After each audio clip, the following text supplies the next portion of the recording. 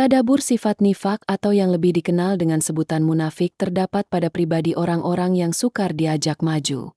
Nifak adalah sikap perbuatan manusia yang selalu bermuka dua, yakni apa yang ditampakkan tidak sama dengan keadaan yang sebenarnya. Biasanya manusia seperti ini selalu menampakkan kebaikan dan menyembunyikan keburukannya. Keras hati di dalam bahasa Arab sama dengan kaswah al-qalb, artinya kekerasan hati atau kebengisan. Ibnu Qayyim al-Jauzi dalam kitabnya Al-Fawaid berpendapat bahwa tidaklah seorang hamba mendapat hukuman yang lebih berat daripada hati yang keras dan jauh dari Allah Subhanahu wa Ta'ala. Secara psikologi, keras kepala berarti sikap seseorang yang menolak mengubah pendiriannya. Orang yang keras kepala memiliki prinsip, "Saya tidak akan berubah. Kalian pun tidak bisa memaksa saya untuk berubah." إن المنفقين يخدعون الله وهو خادعهم وإذا قاموا إلى الصلوة قاموا كسالى يراءون الناس ولا يذكرون الله إلا قليلا. وإذا رأيتهم تعجبك أجسامهم وإن يقولوا تسمع لقولهم كأنهم خشب مسندة يحسبون كل صيحة عليهم هم العدو فاحذرهم قاتلهم الله أن يؤفكون. أفمن شرح له صدرها للإسلام فهو على نور من ربه فويل للقسية قلوبهم من ذكر الله أولئك في ضلال مبين. Al-Quran mengemukakan tentang 3 tipologi golongan manusia, yang disebutkan secara berurutan pada awal surat Al-Baqarah surat 2 ayat 1-20 yaitu golongan orang yang beriman, kufur, dan munafik. 5 ayat pertama membahas mengenai orang-orang mukmin. Kemudian ayat 6-7 mengenai orang-orang kafir, dan ayat 8-20 membicarakan mengenai orang-orang munafik.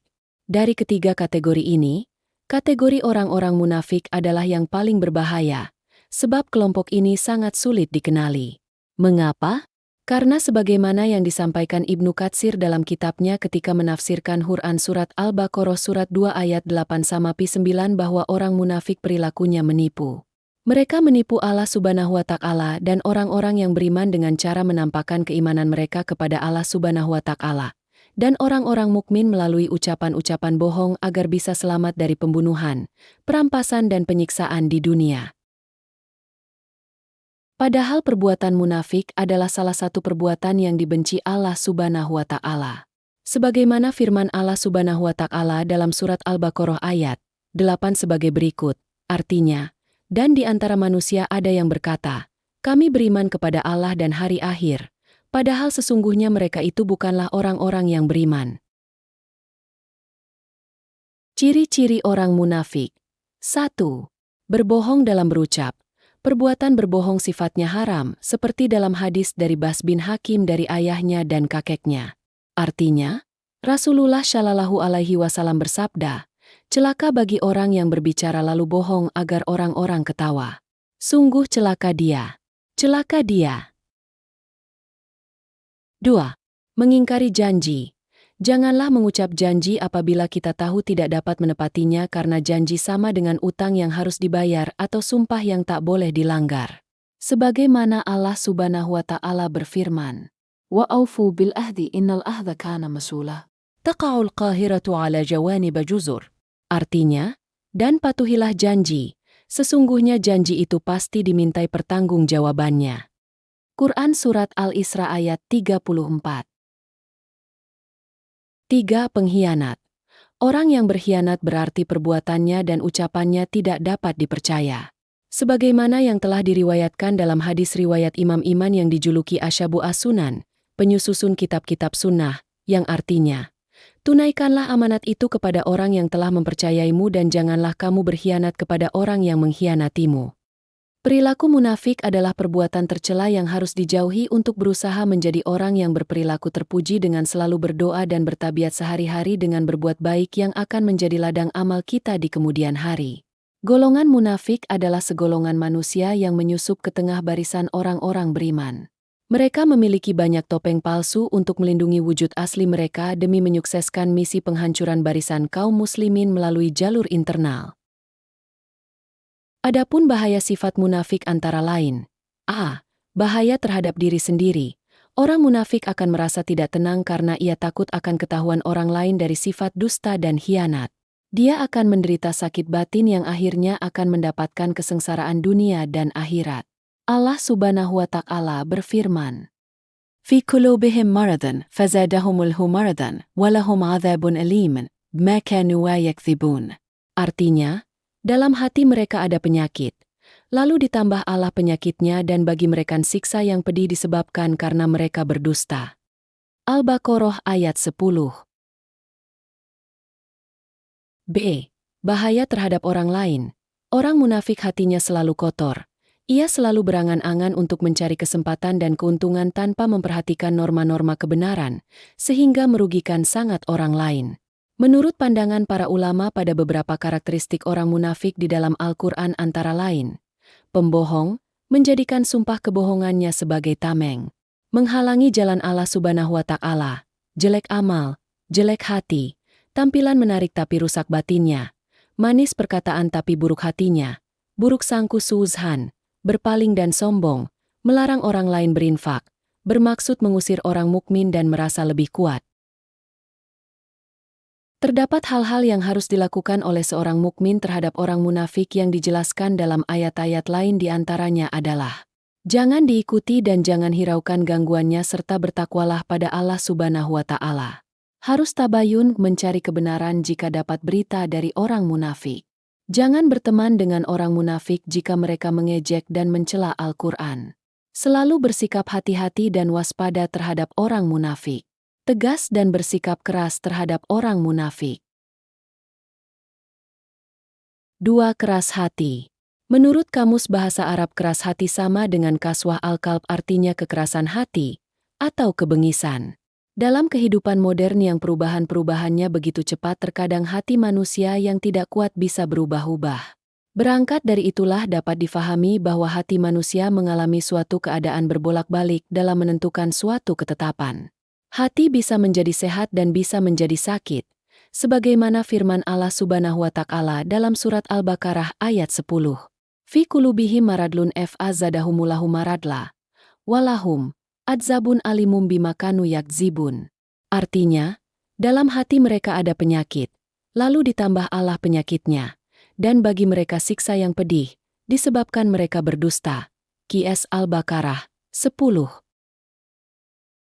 Seiring situasi sosial yang selalu berubah setiap waktu dan mempengaruhi pola hidup manusia dan hatinya, itu menunjukkan bahwa memang hati terkadang bisa menjadi lunak dan juga terkadang menjadi keras layaknya batu. Hal ditegaskan pula oleh Allah Subhanahu wa Ta'ala dalam firman-Nya.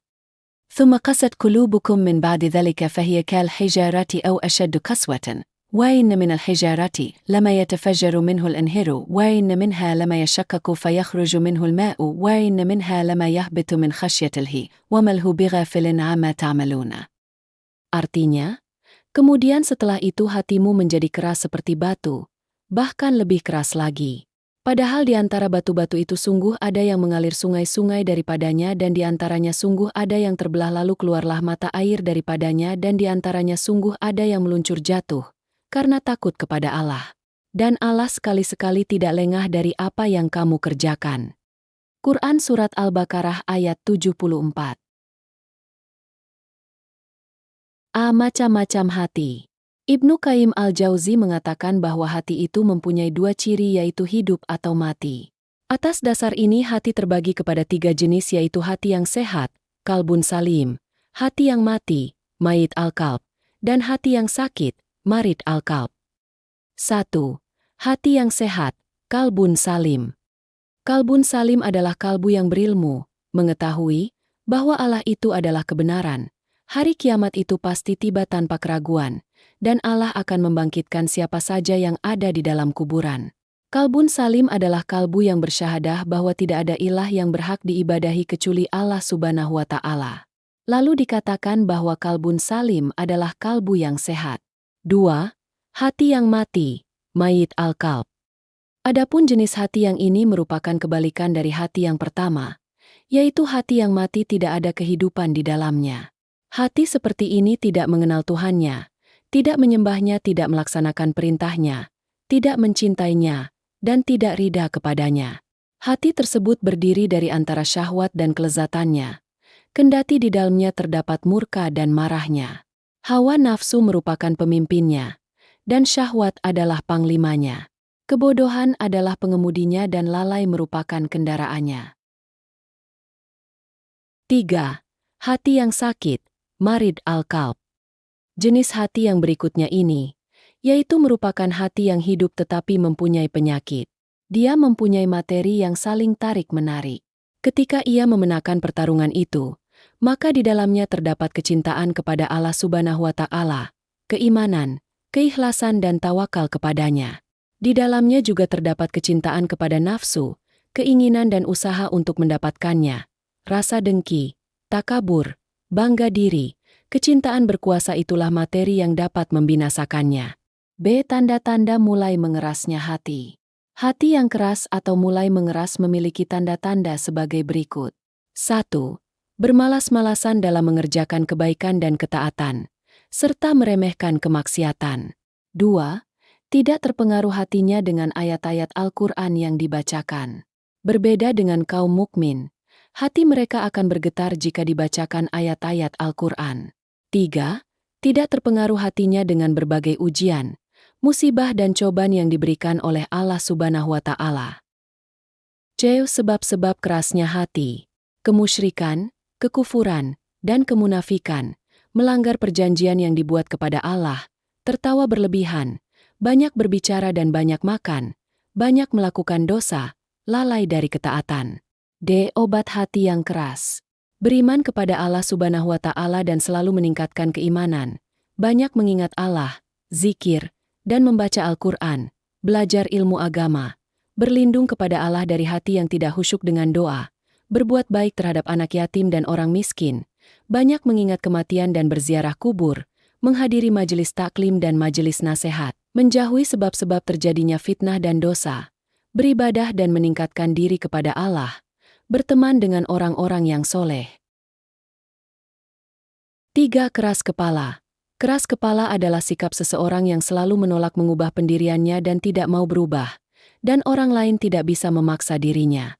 Alasan seseorang menjadi mengedepankan perilaku keras kepala adalah: A. Karakter keras kepala melekat pada diri seseorang karena sifatnya yang mudah tersinggung dan mudah marah kepada orang yang berbeda pemikiran dengannya.